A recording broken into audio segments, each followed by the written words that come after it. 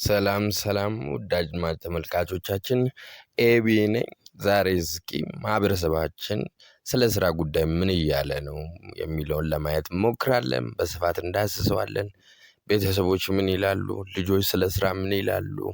እንደዚሁም ደግሞ በወጣት ደረጃ እንደዚሁም በሽማግሌዎች ደረጃ ስራን እንዴት እየተመለከትነው ነው የሚለውን እናያለን። ውድ አድማጭ ተመልካቾቻችን በደንብ አዳምጡን። የመሰለንን ሳይሆን እውነታውን እንናገራለን። እና አሁን በጣም እየገረመኝና በጣም አስቸጋሪ ነው ብዬ ስላሰብኩት ነው በዚህ ጉዳይ ላይ ለስራ ብዬ የወጣሁት። እና አንዳንድ ሰው የሚጠይቀውን እስከማያውቅ ድረስ ይሄ ስራ አይሆንም፣ አንተን አይመጥንህም፣ ላንተ አይሆንም፣ ላንተ አይበጅም ይልሃል። ሰው በቃ ማህበረሰቡን ፍራቻ፣ ሰውን ፍራቻ፣ የጓደኞቹን ፍራቻ፣ በቃ ቤት ውስጥ ያለ ስራ ተቀምጠዋል። ስራ የሚያውቅ ብዙ ሰው አለ፣ ስራ የሚችል ብዙ ሰው አለ፣ ራሱን መቀየር ማህበረሰቡን መቀየር የሚችል ብዙ ሰው አለ። ግን ያንን እንዳያደርግ በቃ ማህበረሰቡ አስተሳሰቡ ራሱ ሊሚቴሽኖች የሆኑበት የያዙት ነው፣ ገደብ የሆኑበት የያዙት ነው።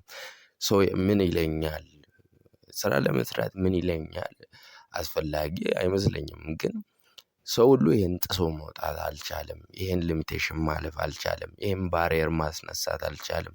በአእምሮ ውስጥ በቃ ሼም ይዘዋል፣ ያፍርበታል። እና በዚህ ጉዳይ ላይ በዚህ ጉዳይ ታስራችሁ ቤት ውስጥ ቁጭ ያላችሁ፣ እንደዚሁም ማህበረሰቡ በማይሆን አስተሳሰብ ሁሉንም ማለት አይቻልም ስራ ወዳጅ ማህበረሰብ እኛ ማህበረሰብ ውስጥ ብዙ ነው።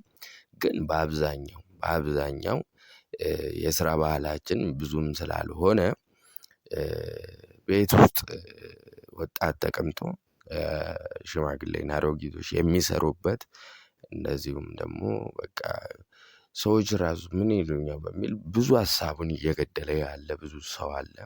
የታሰረ ብዙ ሰው አለ። እና አንዳንድ ሰው ራሱ የሚጠይቅህን ነገር አያውቅም። ይሄ ስራ እንዴት ነው አይመችህም፣ ላንተን አይመጥንም ይላል። ግን ራሱ አንተም መስራት የፈለከው እየሰራ ያለውን ነገር መስራት እያማረው መስራት እየፈለገ ያንተ ሞራልም መጥቶ ወደ ታች የሚጎትት ሰው አለ። እኔ በበኩሌ አጥቼ ሼም ከሚይዘኝ ሼም ያሉትን ስራ ሰርቼ ቢኖረኝ ይሻለኛል ባይ ነኝ።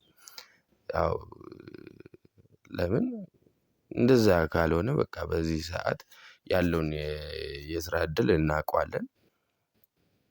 ያው እንግዲህ ሲጀመር ክብር ማለት ደግሞ ምን ማለት ነው የሚለውን በመሃል ብናይም ደግሞ ጥሩ ነው።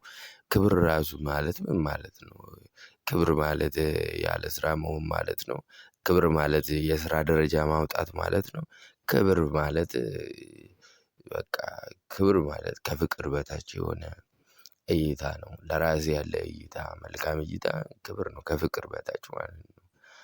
ክብር ራሱ ከፍቅር ከበለጠ እሱ ራሱ ሌላ መከራ ሌላ ስቃይ ነውና አንተ ራስህን ትወደዋለህ? ራስህን ለማኖር ነው የምትጥረው? አንተ ነህ ደግሞ በዚህ ምድር ላይ አንዴ የምትኖረው። እንዴት ጓደኛ ባለ እናት አባትም ባሉ ነገሮች ተስማምተህ እንዴት ራስህን አስረህ ትኖራለህ? ቀላል እንዳልሆነ አውቃለሁ።